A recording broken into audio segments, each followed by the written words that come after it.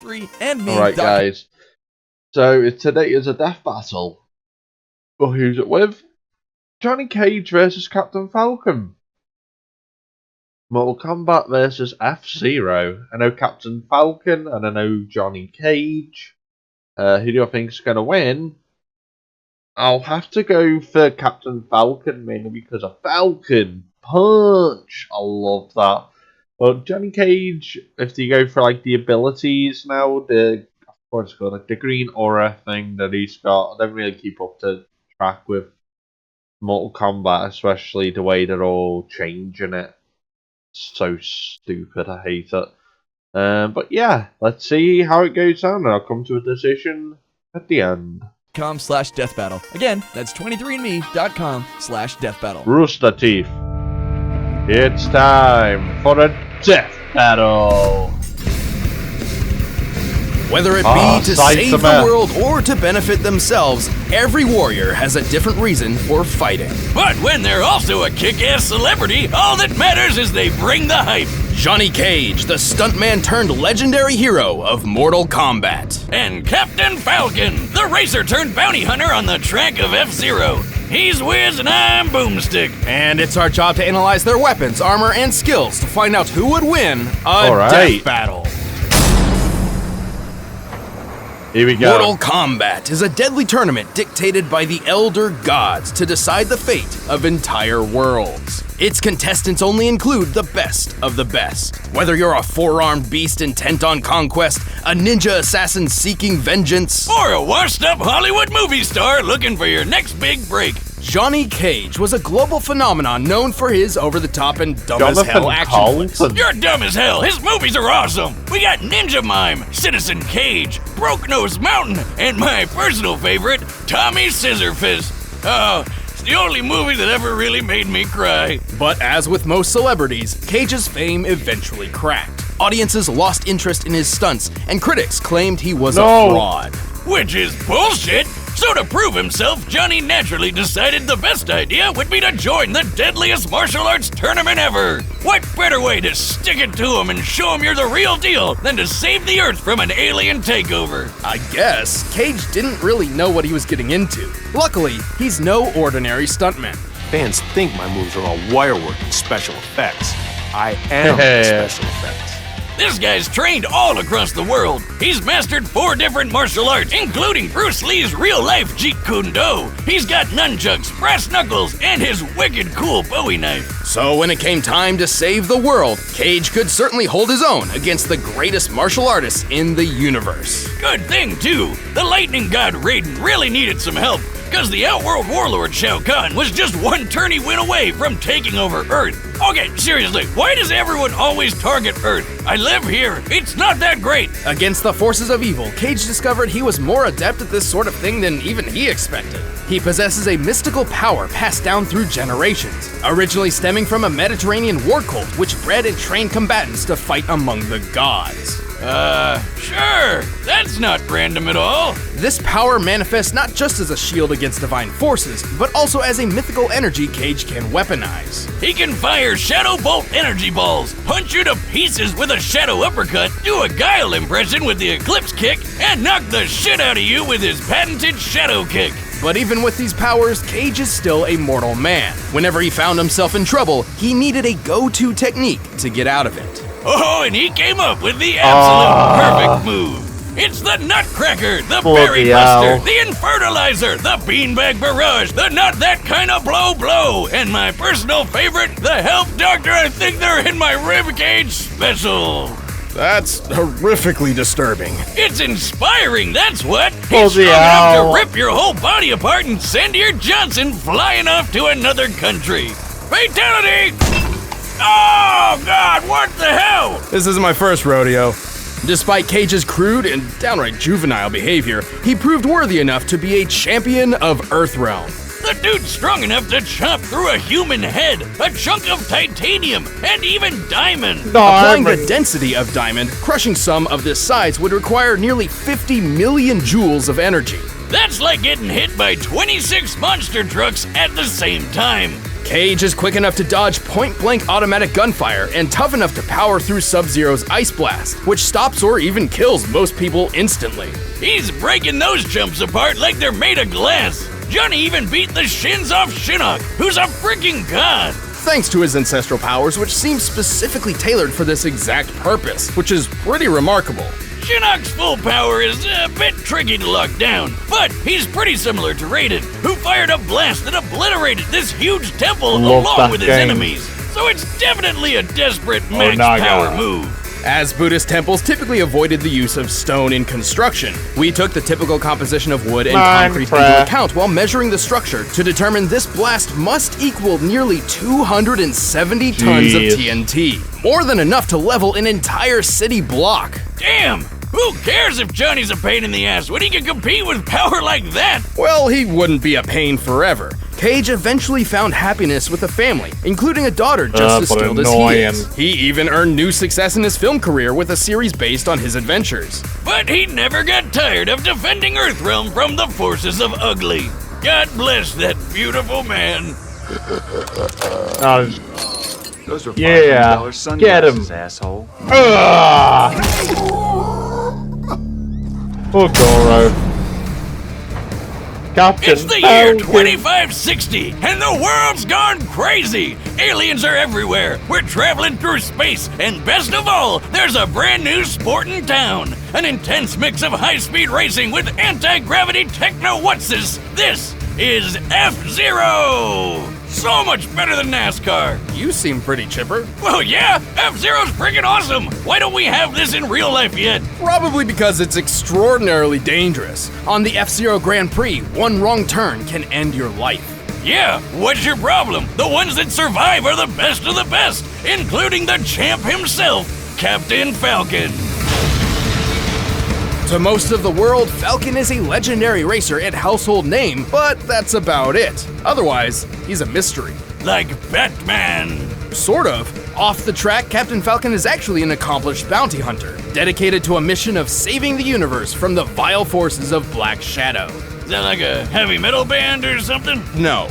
Well then dibs. Black Shadow is a cold-blooded king of crime, determined to bend the universe to his will. He's also got horrible taste and style. How often you think that thing gets caught on door frames? Truly the most evil of evils. To take on Black Shadow, Falcon's a goddamn badass. He's super tough and super skilled in martial arts. Best of all, he's got a bunch of fiery super moves. The Speedy Falcon Kick, the Unpredictable Raptor Boost, and Falcon Dive, where he humps people so hard they explode. What? Just calling it like I see it, Wiz. Either way, as impressive as these techniques are, they pale in comparison to his greatest and most famous. Falcon! I love it.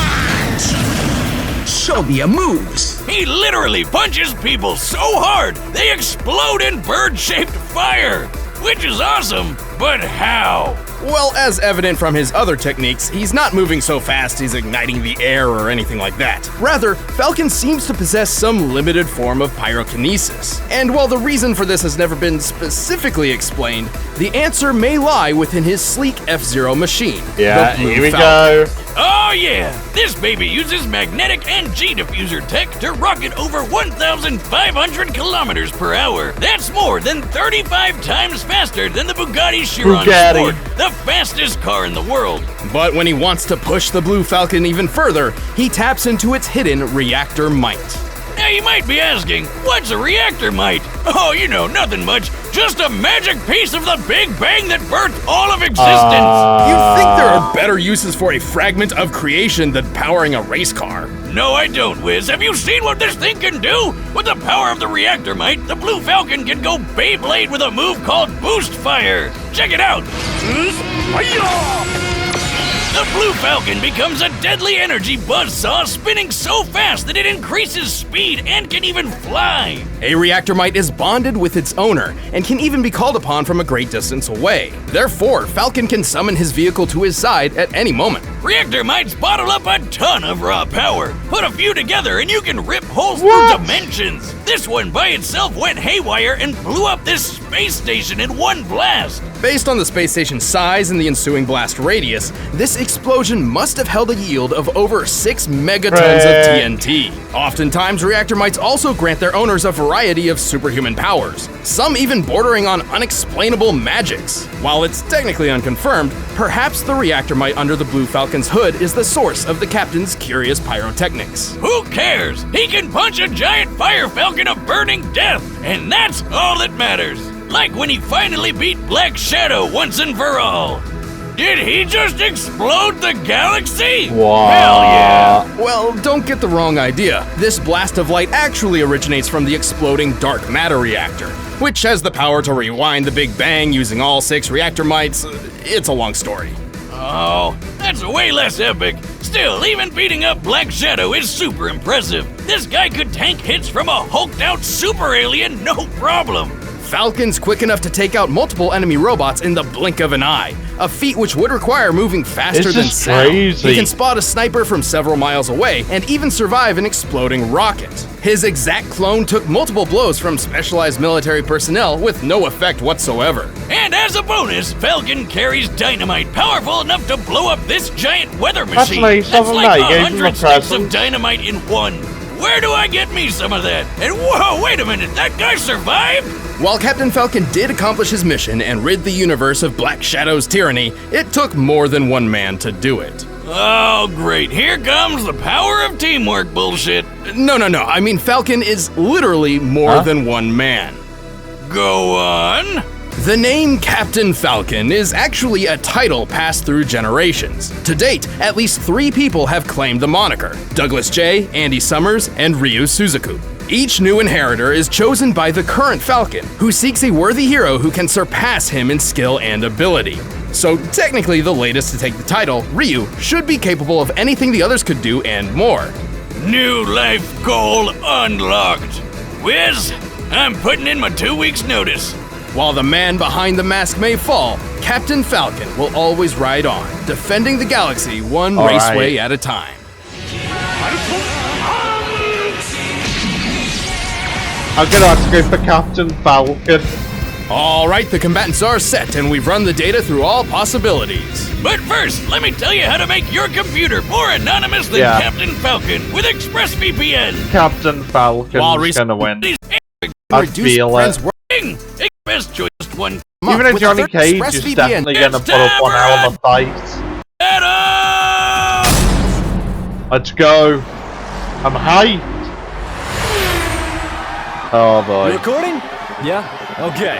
We're at the F-Zero Grand Prix, snagging some clips for my latest flick. That guy there? That's who I'll be playing. Oh. Yeah, you're looking at the next Captain Falcon. It's gonna be a pretty sweet gig for him. Did you say you're the next Falcon?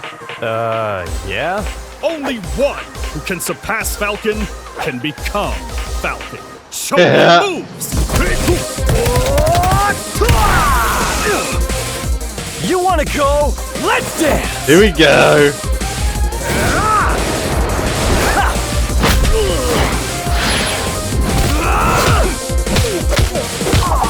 Come on. This is gonna be back and forth. Oh! Oh! Oh! Get him! Yeah! Dive! Oh no no no!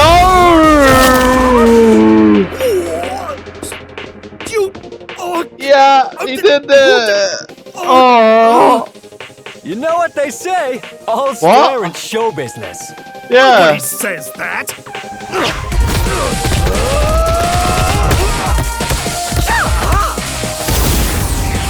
Jesus! Oh, they're on the trap.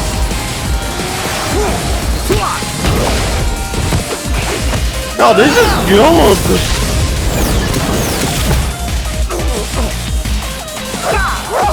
You sports types really take auditions seriously. Oh. So cool. Unlucky. Ow! Oh my god, it's bad!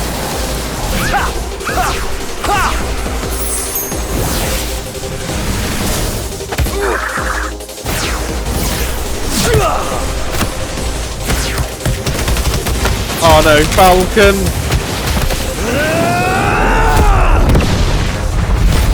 Oh my god! No! Don't lose! No! Don't lose! Am I good enough for you now?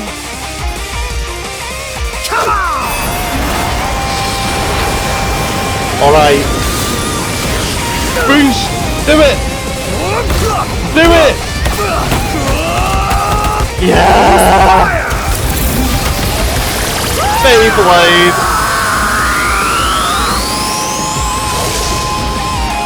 He's still alive! Come on! It's over. Yes!